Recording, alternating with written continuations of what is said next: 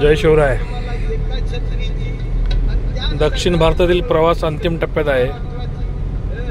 तामिळनाडू, केरळ इथून प्रवास करून कर्नाटकामध्ये प्रवेश झालेला आहे। त्या ठिकाणी आता कारवारमध्ये आपण आहोत आणि संयुक्त महाराष्ट्र चळवळीचा जो लढा आहे त्याची आठवण जागी करणारा भूभाग आहे।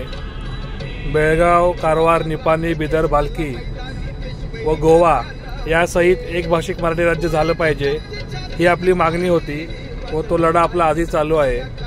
केंद्राच्या आडमुठेपणामुळे व कायम महाराष्ट्राचा वावडा आहे या केंद्राला, या भावनेतून मराठी भाषिकांवर अन्याय झालेला आहे आणि तो लढा आपला विविध संघटनांच्या माध्यमातून आजही चालू आहे।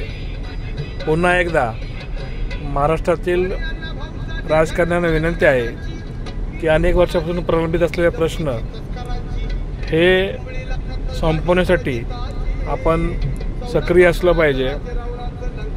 बेळगावसहित सीमा भागातील सर्व मराठी जनता हा लढा कायम लढत आहे आणि मागील जवळपास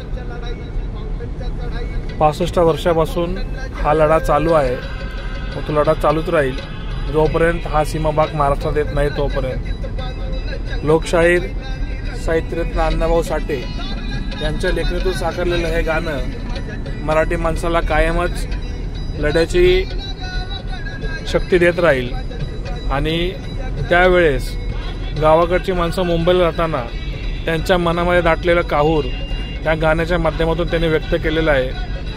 लोकशाहीर अण्णाभाऊ साठे यासहित तमाम 107 हुतात्मे या सर्वांना व महाराष्ट्रातील सर्व महापुरुषांना विनम्र अभिवादन।